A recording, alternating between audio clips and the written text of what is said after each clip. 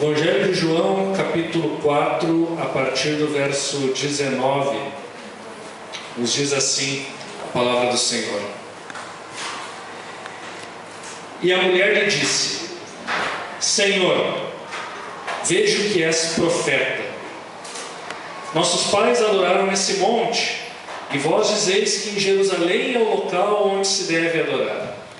Então Jesus lhe disse: Mulher, crê em mim. A hora vem em que nem neste monte, nem em Jerusalém adorareis o Pai. Vós adorais o que não conheceis, mas nós adoramos o que conhecemos, porque a salvação vem dos judeus. Mas virá a hora, e de fato já chegou, em que os verdadeiros adoradores adorarão o Pai em espírito e em verdade, porque são esses os adoradores que o Pai procura. Deus é espírito, e importa que os que o adoram, o adorem em espírito e em verdade. Amém. A igreja pode tomar assento.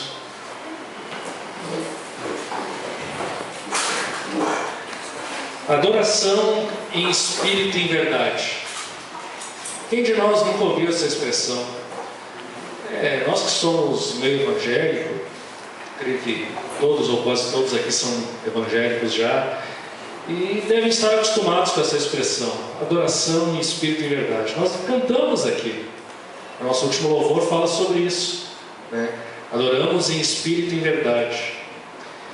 O que vem a ser a adoração em espírito e em verdade? Nós lemos aqui a passagem bíblica que usa essa expressão, adoradores que adoram em espírito e em verdade.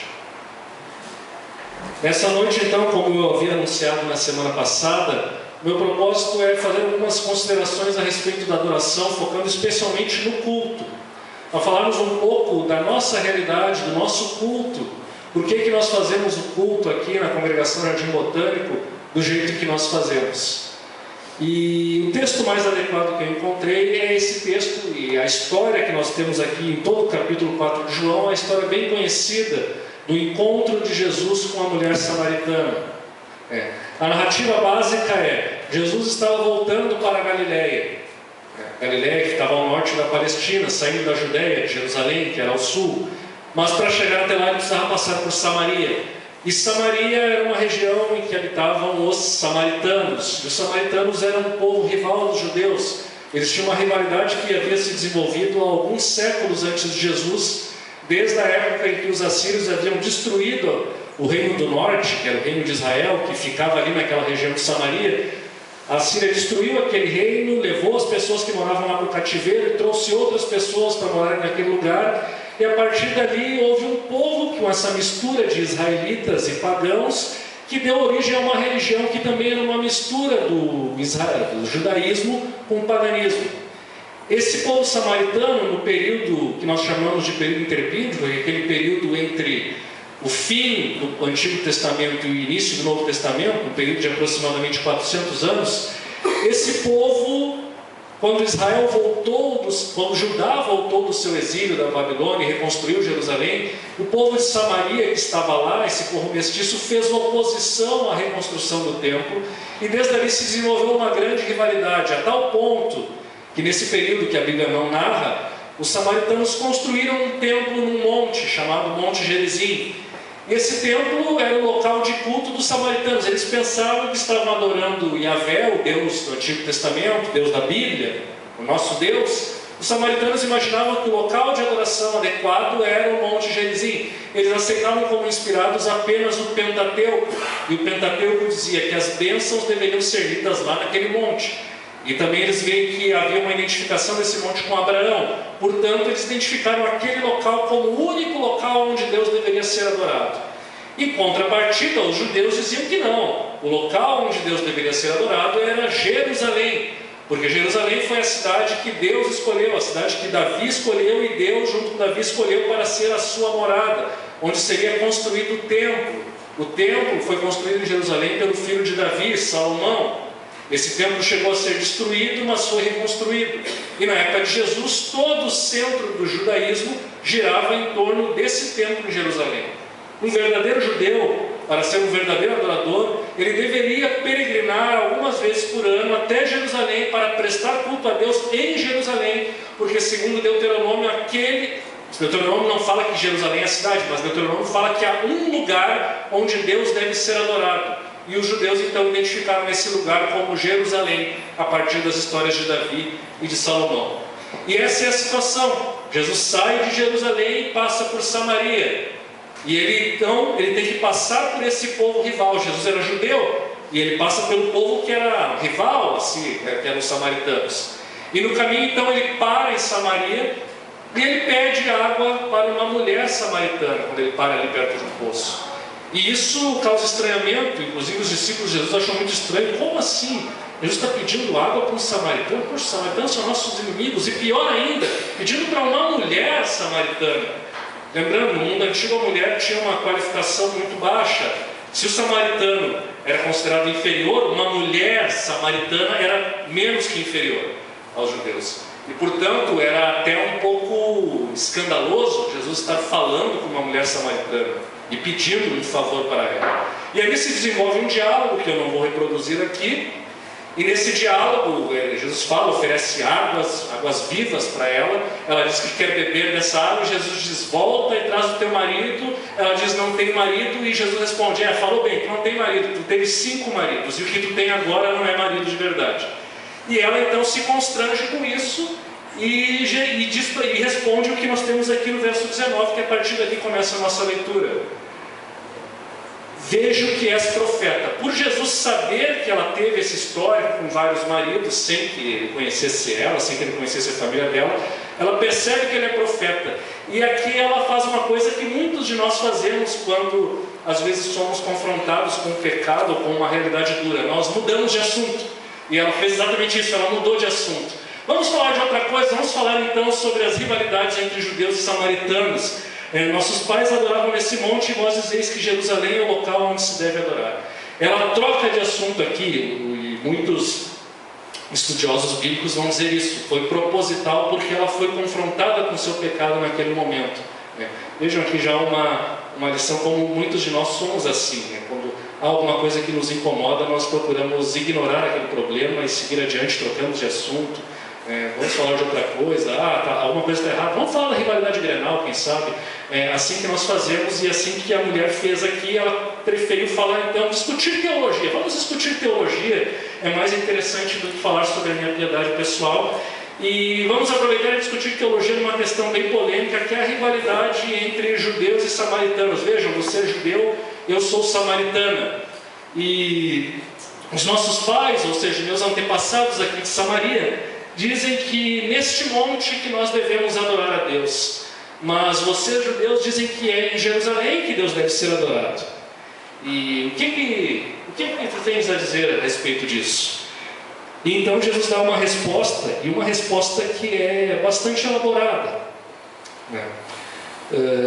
No versículo 21, Jesus começa a responder e ele diz: mulher, crê em mim, vem a hora em que neste monte, nem em Jerusalém adorareis o Pai.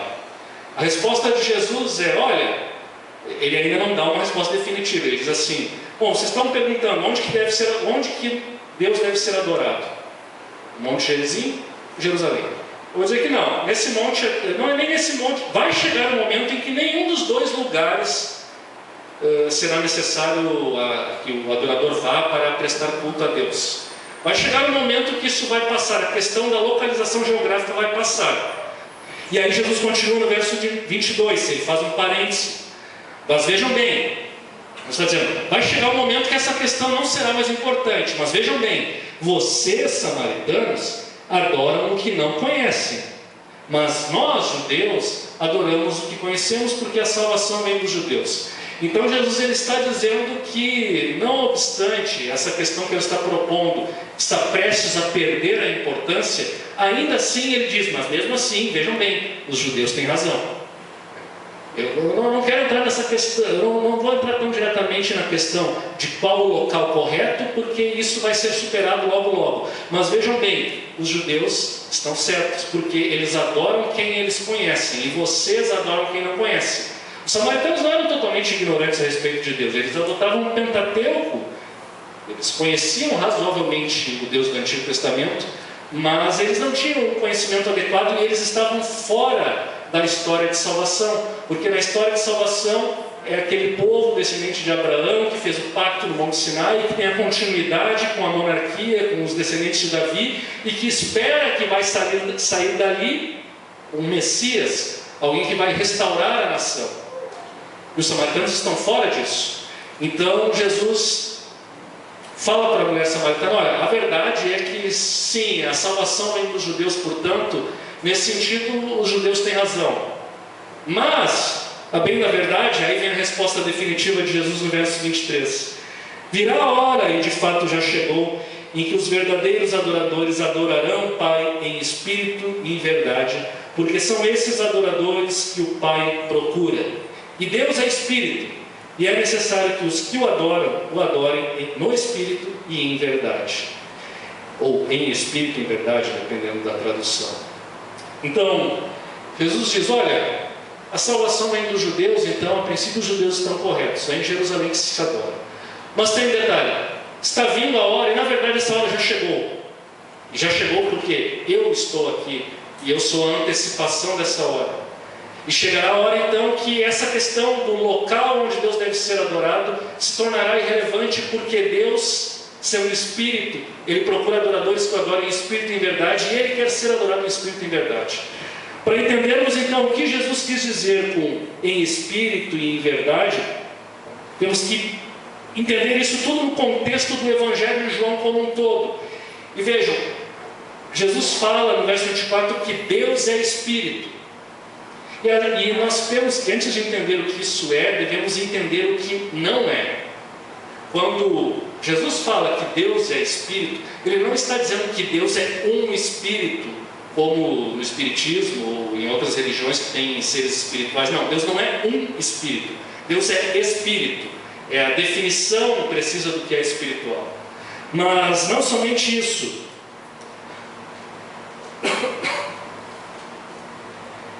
Deus, quando dizemos que Deus é Espírito, também não estamos dizendo que Deus é o Espírito primordial, que não estamos evocando aqui a filosofia platônica ou a filosofia estoica, ou dizer que a matéria é má e o Espírito é bom, e portanto Deus é Espírito, e quem quer adorar a Deus deve ser uma pessoa totalmente espiritual e deve se desvincular do seu corpo e de tudo que seja corporal. Não é absolutamente isso também que ele está falando. Mas o que Jesus está querendo dizer aqui, quando ele diz que Deus é Espírito, é que sim, de fato Deus é Espírito, ou seja, Ele não tem matéria, Ele não é material, mas Ele está querendo dizer também, Ele está querendo indicar que por ser Espírito, Deus está presente em todos os lugares e, portanto, agora a adoração ela pode ser prestada em qualquer lugar, já não está mais adstrita a templos, e de certa maneira Salomão já havia percebido isso quando ele orou na dedicação do templo. Mas agora isso se torna mais explícito. Mas mais ainda do que isso, o fato de que Deus é Espírito significa que a adoração deve ser espiritual. Nós só conseguimos chegar a Deus e adorar a Deus verdadeiramente se Deus faz o movimento primário de, pelo seu Espírito, nos levar até Ele em adoração. Porque Deus é Espírito, somente seres envolvidos pelo Espírito de Deus podem prestar verdadeira adoração. Judeus e samaritanos, se não estiverem na presença do Espírito de Deus, não prestam adoração alguma. A questão não é o local, a questão não é o ritual. A questão é se o Espírito de Deus nos dá a visão de Deus, nos dá o ânimo, nos dá a motivação correta e nos permite adorar verdadeiramente em Espírito e verdade. Mas há mais. Não, Jesus fala aqui que Deus procura não apenas adoradores que adorem em espírito, mas em verdade. E espírito e verdade não devem ser dissociados como se um fosse uma coisa, outro fosse outra coisa, ainda que eles apontam coisas semelhantes, mas eles têm que ser vistos em conjunto. Deus é Espírito, Ele quer que adoradores tenham uma adoração espiritual inspirada pelo Espírito Santo. Se Deus é Espírito, Ele só pode ser conhecido se Ele se revelar, porque algum de vocês já viu um Espírito? Não, e nem vai ver. Espíritos são invisíveis, nenhum de nós pode ver Espírito. Portanto, um Espírito só é conhecido se ele se revela. Portanto, Deus só pode ser adorado na medida em que ele se revela, mas ele pode ser adorado porque ele se revelou no seu Filho Jesus Cristo. Por isso que a hora chegou a hora da adoração em espírito e verdade, porque Jesus estava entre nós. Jesus se fez carne, e quando ele se fez carne, ele revelou a Deus verdadeiramente, e portanto agora nós podemos conhecer esse Deus que é Espírito, porque quando olhamos para Cristo, nós olhamos para Deus, e portanto não há nenhum outro caminho para Deus a não ser por meio de Jesus Cristo. Não há. Isso é chocante, é escandaloso falar no mundo contemporâneo, um mundo de pluralismo, um mundo de relativismo pós-moderno, um mundo que as pessoas pensam que não há nenhuma verdade absoluta, um mundo que diz que as pessoas devem respeitar as religiões dos outros, etc. Sou escandaloso, mas essa reivindicação de exclusividade, ela é uma característica do cristianismo, sempre foi assim. O cristianismo é uma religião de salvação, e uma religião de salvação que é centrada em um Salvador, que, segundo os termos desse cristianismo, há apenas um único Salvador, um único caminho, e é Jesus Cristo.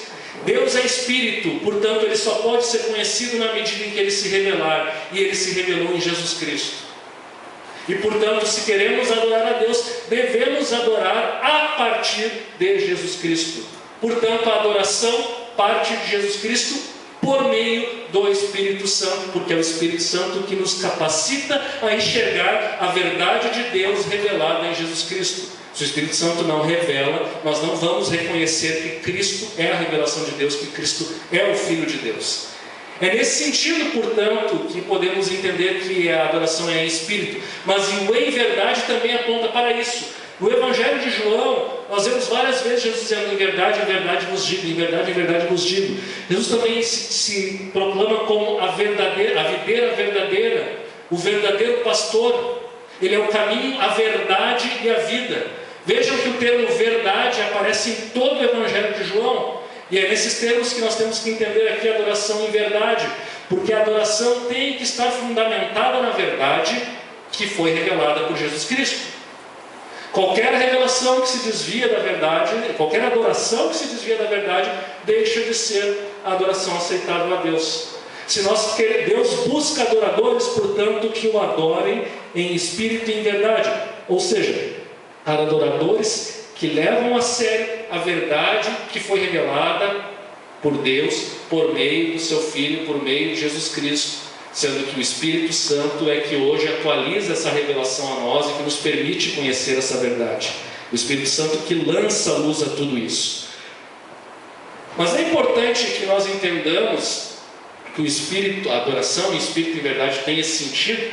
É evidente que, além disso que eu falei, ela também indica que agora Deus pode ser adorado em qualquer lugar. Portanto, eu não preciso ir no templo de Salomão, que até tentaram reconstruir aqui em São Paulo, achando que vai ser um lugar mais santo do que uma igreja qualquer, uma simples igreja qualquer. Mas na verdade não. Se nós nos reunirmos numa oficina, como era esse prédio aqui, uma antiga oficina mecânica, nós estamos nos reunindo num lugar tão especial quanto aquela reconstrução, aquela imitação do templo de Salomão. Não há diferença nenhuma. A presença de Deus não vai ser maior lá só porque eles imitaram o estilo do templo de Salomão. Não vai.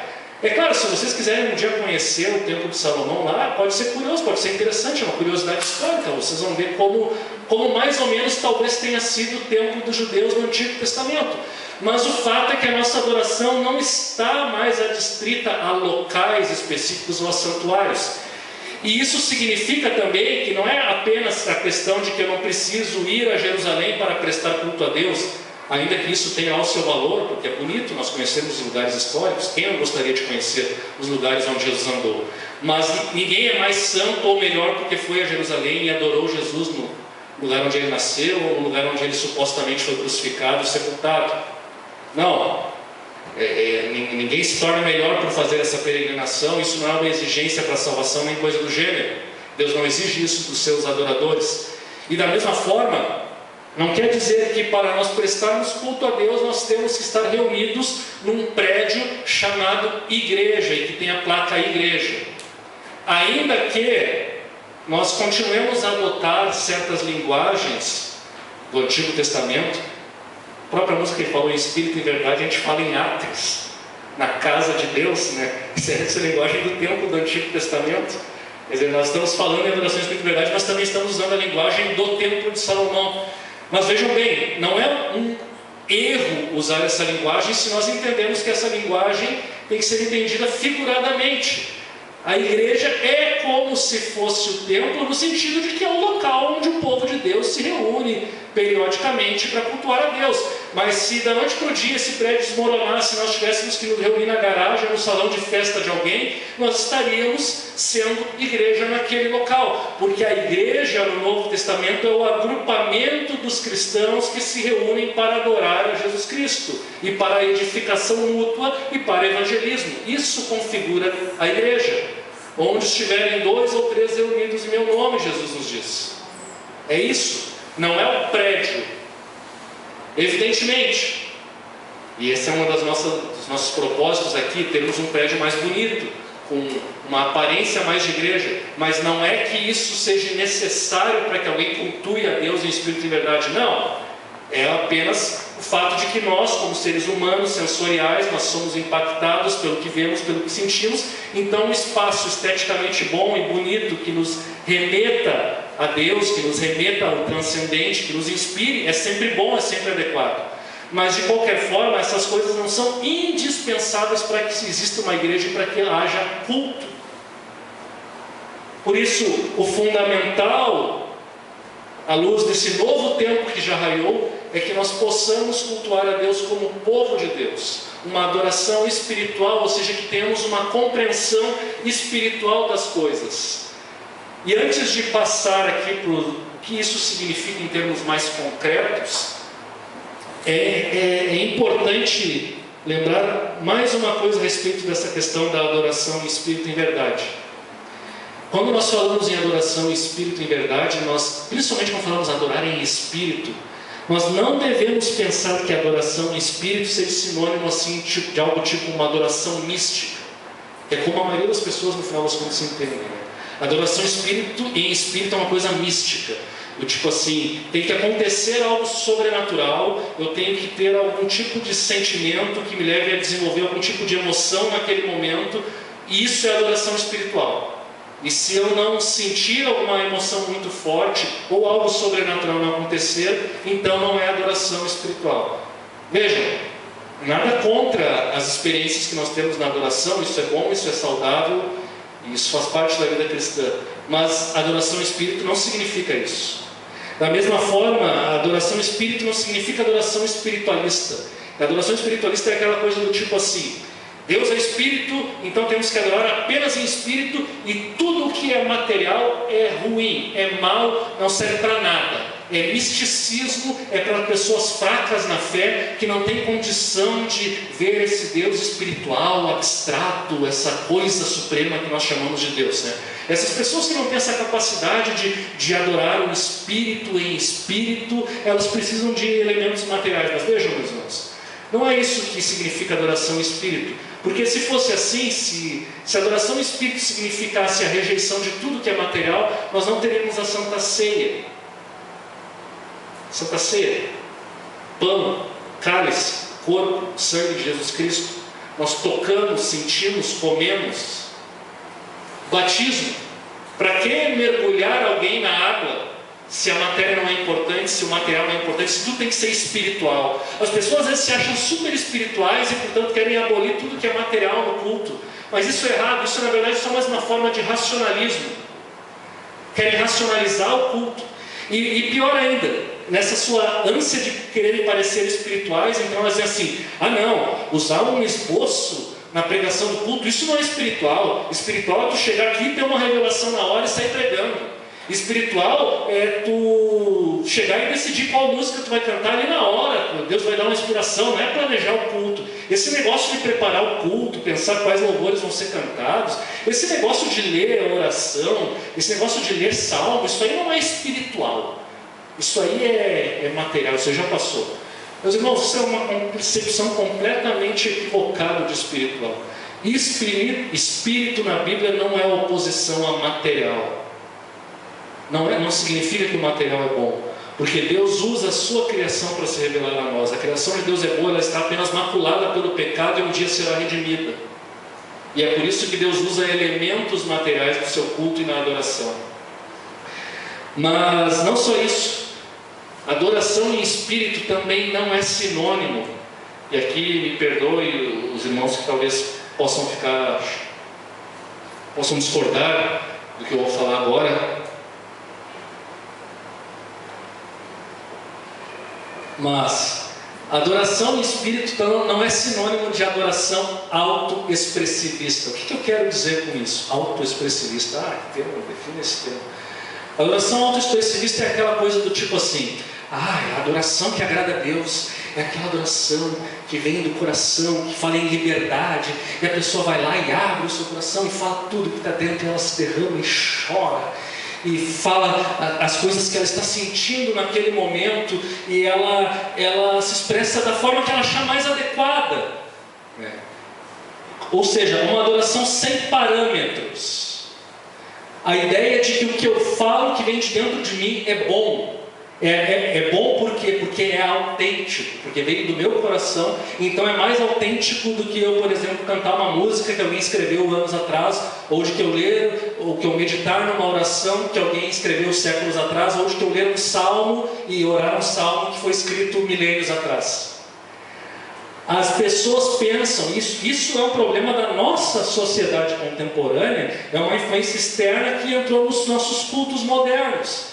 A ideia de que as coisas só são boas, só são verdadeiramente autênticas se elas vierem com uma expressão da pessoa autônoma. E aí a gente vê isso refletido em todos os lugares, né? Ela diz assim: fala em alguma coisa que tu está sentindo. E às vezes a pessoa não tem, por não ler a Bíblia, por não meditar nos salmos, por não ler oração, por não ter nenhum hábito nenhuma imersão na história cristã, na Bíblia, na cultura cristã, a pessoa sai falando um monte de coisa com uma profundidade de uma poça de água, ou seja, raso, sem nenhum conteúdo mais profundo. Enquanto que às vezes nós olhamos para orações de irmãos nossos, de pastores ou de irmãos do passado, e de salmista bíblico inclusive, lemos essas orações e vemos que ela tem uma profundidade tão grande. E nós vemos às vezes que eles expressavam em palavras com uma sabedoria algo que estava dentro de mim, mas que eu queria falar aquilo, mas eu não consegui falar. Mas agora eu li ali e agora eu vi aquela expressão. Então vejam bem, às vezes nós lermos algo que alguém escreveu e meditarmos nisso e orarmos com isso é muito mais profundo do que simplesmente falar o que está dentro do meu coração. Eu já falei sobre isso em várias pregações aqui, rapidamente, quando eu falava em algumas aplicações sobre por que é importante orarmos os salmos, por que é importante desenvolvermos esse hábito. Porque os salmos desenvolvem a nossa imaginação, o nosso vocabulário, a nossa compreensão de Deus, do Evangelho, de tudo.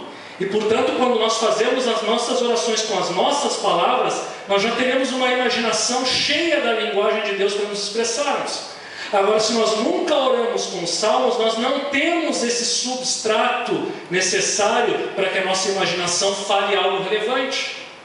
E é por isso que muito do que se vê aí em muitos cultos em vários lugares, com essa adoração autoexpressiva, é apenas uma expressão narcisista do líder de louvor ou de quem está falando naquele momento.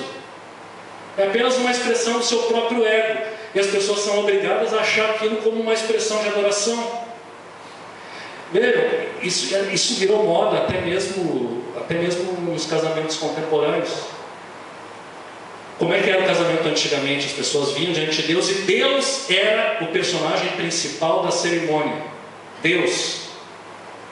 E ali então, você viu o sermão, havia os votos. O momento que o casal falava eram os votos, e esses votos geralmente eram lidos e repetidos pelo noivo e pela noiva. Hoje o que se faz? Às vezes a cerimônia é um show de narcisismo dos noivos, de autoexpressão, de como eles são pessoas maravilhosas, de como eles são pessoas importantes, de como eles são pessoas amadas, de como eles são pessoas queridas, de como foi maravilhoso o relacionamento deles, de como foi tudo isso importante, de como tudo isso é maravilhoso e de como Deus tem que me abençoar porque tudo isso é muito maravilhoso. Deus deixa de ser o centro da cerimônia do casamento. Vejam, nada contra fazer essas coisas, mas eu acho que na cerimônia do casamento Deus tem que ser o centro, não os noivos. Mas Deus deixa de ser o centro da cerimônia para que os noivos possam expressar o seu amor e fica a cerimônia, porque eles não pensaram naquilo que eles vão fazer, estão querendo apenas expressar o que estão sentindo, mas não pensaram em relacionar o que estão sentindo com os votos sérios que têm que ser feitos naquele momento, a seriedade daquele ato.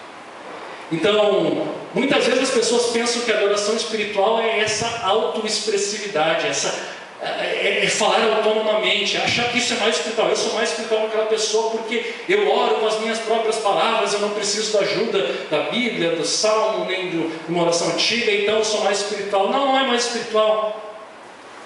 Não, claro que a oração com as nossas palavras ela é importante, mas o que eu quero dizer no meio disso tudo é que ela não é tudo. Nós temos que aprender, os discípulos pediram a Jesus para aprender a orar, os discípulos, quanto mais nós. Todos nós precisamos aprender a orar e a Bíblia nos traz muitas lições para isso. Não só o Pai Nosso, mas todo o livro de Salmos e várias outras orações que estão presentes nas Escrituras. Por isso, não podemos confundir a adoração espírita com autoexpressividade. E de certa maneira, então, e aqui já indo então, em que sentido nós entendemos a adoração espírita em verdade, naquilo que nós fazemos aqui, no nosso culto, semana após semana, e que os irmãos deveriam também tentar fazer nas suas casas, replicando até certo ponto o que é feito aqui na igreja. Adoração em espírito e em verdade, em primeiro lugar. Adoração é em verdade porque nos conduz pela realidade verdadeira por trás das aparências, pela verdadeira história do mundo, que é a nossa verdadeira história. Portanto, nosso culto, nossa liturgia, tudo deve apontar para essa história. É algo que nós estamos aos poucos tentando desenvolver aqui no Jardim Botânico, que o nosso culto, não apenas a pregação, porque a pregação é uma parte importante do culto, mas o culto tem que ser visto como um todo. E todo culto, de alguma maneira, conte a história da salvação. Conte aquilo que Deus fez e está fazendo por nós. Por isso o culto tem que ser pensado. Por isso as músicas têm que ser pensadas. Por isso as orações têm que ser pensadas. Por isso a leitura do Salmo é importante, porque ela também nos orienta na nossa oração e também ela tem que ser pensada.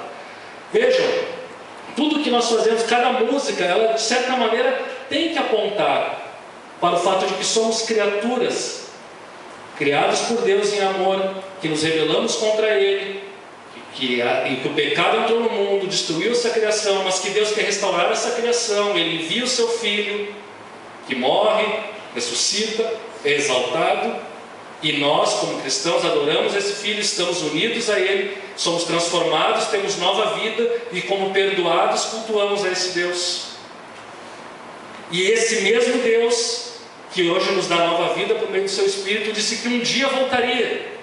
E nós nos reunimos aqui domingo após domingo, aguardando a volta dele, e celebramos a Santa Ceia até que ele venha. Quando então tudo será restaurado e Ele será tudo em todos, e nós veremos a sua face e estaremos com Ele por toda a eternidade, e já não haverá morte, choro, doença e pranto.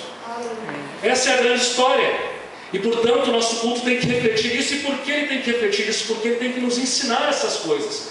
Porque essas coisas têm que ser repetidas semana após semana, porque se elas não forem repetidas nós nos esquecemos.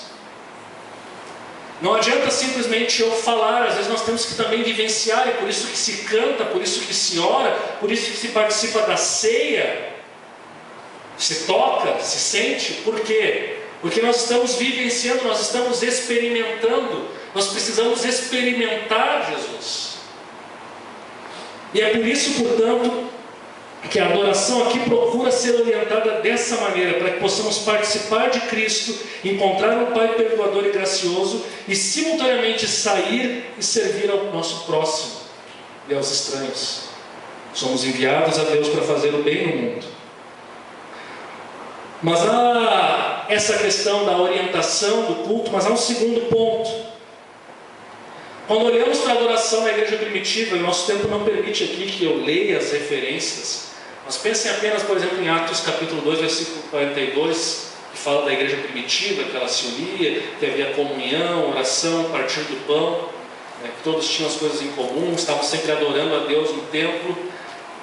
Vejam, a igreja primitiva, ela se reunia nas casas, e muitas pessoas pagãs das religiões greco-romanas se converteram. E vejam, o mundo greco-romano ele oferecia muitas coisas interessantes. Haviam templos grandiosos, mármore, haviam refeições nesses templos que as pessoas comiam em homenagem aos deuses. As pessoas participavam da vida cívica e cultural da nação ao participarem daquele culto. Mas quando elas se convertiam a Cristo, elas tinham que abrir mão de tudo isso. E ao invés de estar lá naquele templo grandioso, majestoso e maravilhoso, comendo aquelas refeições, aqueles banquetes fantásticos em homenagem aos deuses, e participando de rituais que muitas vezes agradavam a eles, rituais que às vezes incluíam até mesmo atos sexuais, o que atraía muitos homens. Em vez de participarem disso, eles abandonam tudo isso e agora eles vão para grupos que se reúnem em casas, grupos muito menores do que essa igreja aqui, grupos de no máximo 30, 40 pessoas, que tem um culto extremamente simples, que não tem muita coisa, mas ao mesmo tempo que esse culto é extremamente simples, esse culto oferece alguma coisa que faz com que esses pagãos não queiram nunca mais voltar para aquele modo de vida que eles tinham e para aqueles cultos e rituais que eles viviam no paganismo. E por que isso? Porque esse culto era um culto significativo, era um culto que era simples, mas era um culto que era profundo. Era o culto onde eles viam a presença de Deus na palavra pregada e na comunhão que ele tinha entre os irmãos. Era o culto que as pessoas participavam, e participavam por quê? Porque elas cantavam, porque elas adoravam, porque elas oravam juntas. Então elas estavam juntos. Era um grupo em que havia comunhão e portanto os irmãos se ajudavam mutuamente.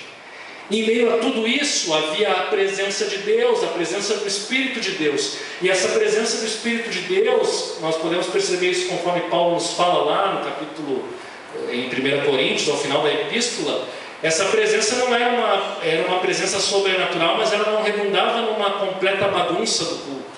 Havia uma certa ordem, a presença do Espírito, o falar em línguas, a tradução das línguas, a profecia, tudo isso acontecia com uma certa ordem, mas havia essa presença e havia essa liberdade da ação do Espírito Santo. E portanto o Espírito era aquela força que dava uma dinâmica ao culto. O culto era orientado por Deus, ele era simples, mas nessa simplicidade havia a presença de Deus. Essa é a lição que a igreja primitiva nos traz, e é uma lição que nós também queremos e não podemos esquecer aqui na nossa congregação. Por isso que o nosso culto também é simples. Veja, nosso culto não tem muitos atos, nosso culto não tem coral, não tem hino especial, não tem cantor especial, mas é um culto que é centrado basicamente na oração, na adoração, na música, na oração e na pregação.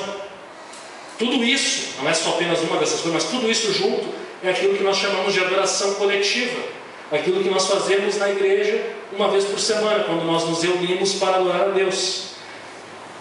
Mas, em meio a tudo isso, há uma outra verdade, o fato de que agora, nessa nova aliança, a adoração não é apenas o que fazemos aqui, no domingo, culto principal, que é o dia que Jesus ressuscitou, mas é tudo o que nós fazemos em nossas vidas, no nosso dia a dia. Não há mais aquela separação entre o que se faz no templo e o que faz fora do templo.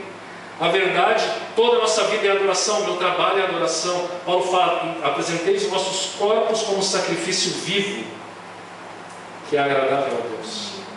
Portanto, a nossa vida toda tem que ser encarada como um ritual de adoração. Por isso a ideia é que nós façamos e vivamos aquilo que aprendemos no culto lá fora. A nossa vida seja uma vida com a consciência de que nós estamos diante de Deus a todo momento. E portanto tudo que fazemos deve ser feito para a glória de Deus. Mas se é assim, alguém pode perguntar, então por que nos reunimos no domingo? Por um motivo muito simples. No domingo nós nos oramos para prestar adoração coletiva com toda a igreja. E essa adoração coletiva, ela visa a edificação mútua. Sem a união não há edificação. Sem estarmos juntos nós nos perdemos, nos dispersamos e nos afastamos de Deus. Por isso ninguém pode deixar de congregar, ninguém pode deixar de estar na casa de Deus por muito tempo. Porque é natural que o ser humano que deixe de congregar se afaste de Deus que ele adora na igreja. Portanto, a adoração tem o propósito de edificação mútua. e também de evangelismo. As pessoas que não conhecem a Cristo vêm e veem que algo é feito e que nós fazemos isso não da boca para fora, mas com sinceridade, em espírito e em verdade. E elas vêm e acham isso maravilhoso, acham isso bonito, elas se encantam e veem essa adoração, e portanto a adoração é uma forma de evangelismo. E quando nós fazemos o nosso culto dessa maneira, com edificação e evangelização, o nome de Deus é glorificado e o propósito do culto é atendido. Por isso, isso significa que a música e a liturgia têm que pensar em edificação e evangelismo. Ela tem que ser compreensível para quem não é cristão. É algo que estamos tentando fazer. Mas mais ainda, a música tem que ser possível de ser cantada por toda a igreja. Por isso que as letras têm que ser fáceis de ser cantadas. Elas devem ter profundidade, porque elas vão nos edificar, mas elas também têm que ser fáceis de ser cantadas. E toda a igreja tem que cantar. É por isso que, de certa maneira, nós não nos preocupamos com cantor especial, nem com coral. Por que essas coisas não têm? Não é que elas sejam pecado ou erradas. Não é isso. Mas o fato é que a prioridade é que a igreja participe sempre da adoração. Que a igreja cante. Por isso as músicas têm que ser acessíveis e por isso todos têm que cantar e não assistir os outros cantarem. Por isso, quando os músicos estão aqui na frente cantando, nós somos chamados a participar com eles. Nós não estamos assistindo um show dos músicos aqui. Isso não é um show. Pode ser que para alguns, olhando a disposição aqui dos instrumentos e dos microfones, pode ser que para alguns pareça o show. Pode ser que por causa do volume, para alguns pareça o show, mas não é. É um convite à adoração. Por isso também é um ajuste que nós tentamos sempre fazer para que o volume seja adequado, para que a igreja se sinta chamada a participar da adoração, se sinta chamada a cantar, se sinta convocada a participar de tudo isso. Eu já estou prestes a concluir, mas eu queria falar de alguns detalhes só que eu acho muito práticos. Vejam bem, a Bíblia nos fala de várias coisas que são feitas na adoração, eu já comentei um pouco sobre isso, que basicamente, leitura da palavra, pregação da palavra. Vejam, não existe pregação que não seja fundamentada na Bíblia. Não existe, testemunho não é pregação, contar história não é pregação. Claro que a gente pode até inserir isso dentro da pregação, mas a pregação tem que ser uma explicação de uma passagem bíblica. Se não é explicação de passagem bíblica, não é pregação, é outra coisa. Pode ser um discurso, mas não pregação. Então, a pregação fundamentada na Bíblia, a leitura da Bíblia, a oração, a intercessão, por isso, oração de intercessão, há até o elemento da confissão de pecado. Esse é um elemento que durante quase que 2000 anos todas as igrejas cristãs fizeram isso, confissão de pecados, oração de confissão. No século XX algumas igrejas abandonaram essa tradição porque acharam que isso era antiquado e ultrapassado, e talvez pela forma como isso era executado nas igrejas. O que aconteceu? A igreja perdeu a sua orientação evangélica quando abandonou a oração de confissão no meio do culto. Por quê? Porque a oração de confissão nos dá consciência de quem nós somos. Somos pecadores. E a absolvição que é falada logo depois, a palavra do Evangelho que nos absolve, que nos perdoa, ela nos dá a consciência de que fomos aceitos por Deus e que, portanto, adoramos a Deus. A adoração é resposta a algo que Deus fez a nós. A adoração não é o que nós fazemos para Deus, mas é uma resposta àquilo que Deus fez por nós. Eliminar a confissão do culto é, portanto, eliminar algo importante do culto. E vejam só, algumas igrejas, muitas, a nossa tradição, inclusive, chegou a fazer isso. Ela, por exemplo, tirou a confissão e colocou o convite após a pregação. Caso vocês não saibam, o convite ele foi inventado no século XIX. Ou seja, por 1900 anos Deus foi cultuado sem fazer convite para que as pessoas passem à frente depois da pregação. Não estou dizendo que isso é errado ou pecado, mas eu estou dizendo que isso não é uma coisa necessária e indispensável no culto. Porque a evangelização não depende do convite, nem depende da minha manipulação e capacidade de atrair pessoas aqui para frente para tomar uma decisão impensada. A conversão ela acontece gradativamente, a pessoa vai ouvindo o Evangelho e vai sendo impactada, até que ela toma uma decisão, ora, aceita Cristo. E que bom quando ela tem essa consciência de que nesse momento ela quer aceitar Cristo. Mas o fato é que ela não precisa ser induzida todo domingo a ser forçada a tomar essa decisão. Então veja, nós substituímos a confissão e introduzimos uma prática que não é necessária no culto. Pode até ser produtiva em alguns contextos e circunstâncias, mas ela não é indispensável. Então percebam vocês como pensar um pouco naquilo que nós estamos fazendo à luz da história do Reino de Deus é importante. Nós fazemos aqui saudação de visitantes. Alguém pode dizer assim, isso é desnecessário. Não é desnecessário, por quê? Porque se nós entendemos que nós nos reunimos aqui para a edificação mútua, esse momento de cumprimento, de saudação, ele é importante sim. É importante nós recebermos bem as pessoas que estamos visitando. É importante nós cumprimentarmos os nossos irmãos, desejar que Deus abençoe o nosso irmão. Pode parecer uma formalidade, mas isso vai desenvolvendo um hábito na nossa mente. Um hábito que por sua vez acaba formando muitas vezes o nosso caráter. E aqui, portanto, com essa questão do hábito, que eu gostaria de encaminhar para o encerramento. Vejam bem,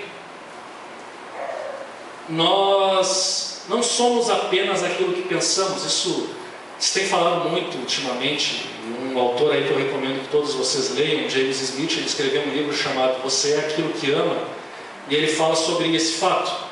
Nós somos o que amamos, e o que amamos muitas vezes não está no nosso consciente. Nós muitas vezes não sabemos o que realmente amamos. E por que não sabemos? Porque os nossos amores são influenciados e determinados por nossos hábitos cotidianos. E o que nós fazemos de uma maneira repetitiva molda os nossos amores. Portanto, aquilo que nós fazemos domingo após domingo na igreja, e que talvez possa parecer repetitivo, na verdade está formando o nosso caráter e nos tornando mais semelhante a Jesus Cristo. O que para algumas pessoas talvez pareça um ritual, na verdade só é um ritual se a pessoa não está meditando no que ela está fazendo. Mas se ela estiver meditando, nunca vai ser só um ritual. Mas mesmo assim, o que pode parecer repetitivo é na verdade uma ação que nós fazemos para que o Espírito Santo trabalhe na nossa vida e molde os nossos amores e oriente esses amores em direção ao Reino de Deus. É por isso que a nossa liturgia de todo culto, do início ao fim, deve apontar para o Reino de Deus. Por quê? Porque ela molda o nosso amor. E vejam, se o culto não moldar o nosso amor, o que vai moldar? Rede Globo, a net, YouTube, Facebook, o que? Nossa família, nossos amigos, colegas de trabalho. Por isso é importante, por isso o culto é tão fundamental e é tão importante pensarmos no que estamos fazendo aqui e termos consciência da adoração e tentarmos entender por que certas coisas são feitas. Porque essas coisas é que moldam o nosso caráter, servem como um padrão para moldar o nosso caráter. E eu não tenho tempo aqui de falar de como isso vai se aplicar depois à família, ao ensino infantil. Isso seria tema para várias outras pregações. Mas o fato é que precisamos desenvolver hábitos que moldem o nosso amor. E por isso é importante diariamente. Se lemos o Salmo aqui na igreja, devemos também ler o Salmo em casa. Devemos ler o Salmo e orar com base nesse Salmo. Devemos ler a Escritura e orar a partir de algo que Deus nos falou nessa Escritura. E devemos fazer isso diariamente. Vamos dizer, parece legalismo, talvez em alguns dias isso vá parecer, mas o fato é que esse trabalho silencioso vai moldar o nosso caráter. E quando nós nos demos conta, nós estamos pensando como Cristo, agindo como Cristo e falando como Cristo. Porque a palavra de Deus está causando um impacto. Por isso devemos desenvolver esse hábito nas nossas casas. A nossa casa deve replicar essa liturgia. Devemos desenvolver o hábito de cantar, devemos desenvolver o hábito de orar e devemos desenvolver o hábito de ler e orar as Escrituras nos nossos lares. Porque nós somos o que nós amamos, e se nós não tivermos algo do Reino de Deus moldando os nossos amores, o que vai moldar os nossos amores será o mundo. O consumismo, o materialismo, a idolatria do ego, o narcisismo. E vejam como isso já entrou em muitas liturgias de igrejas. Nós não podemos sucumbir a essa batalha contra o mundo. Por isso, as práticas da adoração orientadas pela Bíblia, e não só isso, orientadas pela tradição cristã, são importantes, não são vãs repetições. Por isso devemos adorar em casa como uma preparação para a adoração coletiva também. Se o que fazemos aqui deve ser replicado no nosso lar, o que fazemos no nosso lar deve ser visto também como uma preparação para o momento em que estaremos aqui com os nossos irmãos, edificando os nossos irmãos. Muitas vezes nós chegamos aqui desmotivados, com a cabeça em outro lugar, e participamos meio que mecanicamente de tudo, do louvor, da oração, da pregação, que nós nem prestamos muita atenção. Fazemos tudo de uma forma mecânica, por quê? Porque nós não temos o hábito de pensar em Deus nos nossos lares e não viemos preparados para o culto, e chegamos aqui e não achamos tudo muito aborrecedor, cansativo e repetitivo. Mas se nós tivermos o hábito de nos prepararmos para o culto, nós vamos chegar aqui e estaremos preparados e participaremos disso intencionalmente. Por fim, aqui eu prometo que termino. Vejam, eu falei um pouco ali sobre a importância da confissão, da oração de confissão, culto, por que isso é algo que a igreja abandonou. Isso é provavelmente algo que nós vamos introduzir, e vejam que isso é muitas vezes introduzido no nosso culto de uma maneira discreta. Hoje eu comecei o culto, li o Salmo 23 e fiz a oração em cima desse salmo. Vejam, a ideia de que a leitura e a oração em cima de um salmo nos oriente.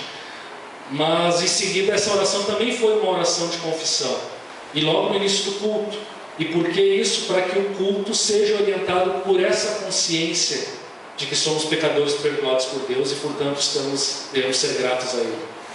É algo que provavelmente, talvez, ao longo das próximas semanas, vocês vejam isso presente no culto de uma maneira mais explícita. Ainda estamos pensando em como vamos fazer isso. Ainda não decidimos, não queremos aqui sobrecarregar a liturgia nem nada disso. Nós queremos ter esses elementos importantes ao longo do culto. Vocês percebem também que nós lemos o catecismo aqui. As igrejas têm hábitos, muitas igrejas têm hábito, e sempre tiveram ao longo da história, algumas perderam esse hábito, de ler um credo, tipo o credo apostólico, ou o credo niceno, alguma declaração de fé as igrejas leem. Nós não estamos lendo declarações de fé, mas o catecismo, de certa maneira, ele aponta nesse sentido, porque ele é um ensino da nossa fé dividido em 52 perguntas e respostas.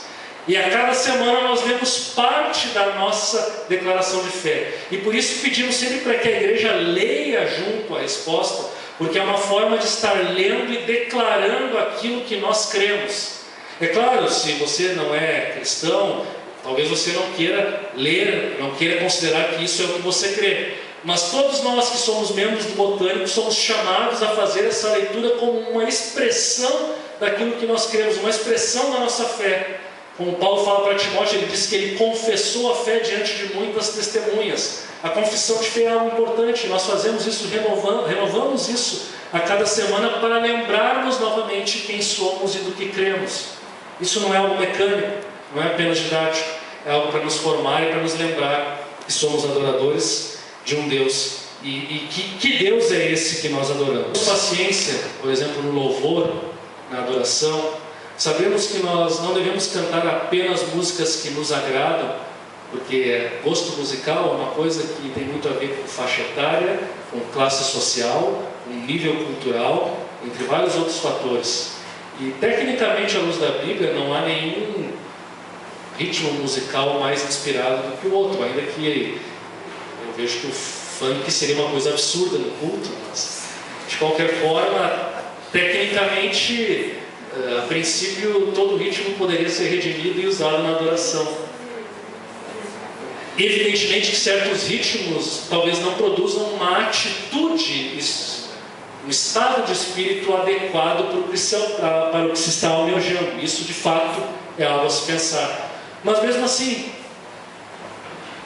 questão de gosto musical é uma coisa muito pessoal. E as antigas gerações talvez prefiram músicas mais tradicionais. As novas gerações talvez prefiram rock e corinhos. Alguns talvez prefiram música gospel que está na mídia. Fale com o Edileno, fale com Israel, fale com o Gabriel. Enfim, falem conosco. Mas observem a nossa adoração e vejam se ela é cristocêntrica. Observem a nossa adoração e vejam se ela dá mais ênfase a Deus ou ela dá ênfase aos nossos sentimentos, ao nosso ego. Vejam se a nossa adoração é narcisista ou teocêntrica. Vejam se as letras ensinam alguma coisa a respeito de quem Deus é e do que Ele faz e fez por nós. Vejam se as nossas letras ensinam a respeito da grande narrativa bíblica, se elas falam dos grandes temas bíblicos. Vejam se as nossas letras apresentam Jesus Cristo como Salvador e Senhor, e não apenas como um amigão legal. Vejam se as nossas letras apontam para um Deus que voltará. É isso que vocês têm que pensar e avaliar. Vejam se os nossos momentos fazem justiça a tudo aquilo que Deus merece, que é a narrativa do Evangelho. Vejam se é compreensível. Vocês entendem? Talvez vocês pensem assim, não, aquilo lá não dá para entender. A pessoa está cantando lá um negócio de castelo, não sei, eu não entendo, um novo convertido vai chegar aqui e não vai entender nada. Se vocês acham isso, falem conosco. Será que um novo convertido entenderia? Será que edifica? Temos que abrir mão dos nossos gostos em prol da edificação dos nossos irmãos. Vejam, talvez aquela melodia não é muito legal, mas ela edifica outros irmãos. Bom, então ela pode ser útil. Pense nisso. Mas sempre só vai edificar se respeitar esses parâmetros que nós falamos, que glorifica a Deus, que glorifica a Cristo, que fale da Trindade, que glorifique, enfim, que fale daquilo que Ele faz por nós. Participem conosco, cultuem a Deus conosco, orem, adorem e nos deem o seu feedback. E façam isso na sua casa. Não se esqueçam, irmãos, adorem em casa. Façam isso, moldem o seu caráter pela adoração em casa. Leiam orações antigas. Leiam orações de homens sábios, homens inspirados por Deus, que nos ajudam muitas vezes. Falem com pessoas que têm experiência em oração. Conversem com elas, aprendam com elas. Orem à luz dos salmos, orem à luz da palavra. Nunca se esqueçam disso. E venham preparados para cultuar a Deus como povo de Deus aqui todos os domingos. E que Deus nos ajude, que Ele seja glorificado sempre aqui no nosso culto, na nossa igreja. E que nós saímos sempre daqui preparados e alegres e felizes e preparados para fazer a nossa missão no mundo em que nós vivemos. Amém? Vamos nos colocar em pé e vamos orar.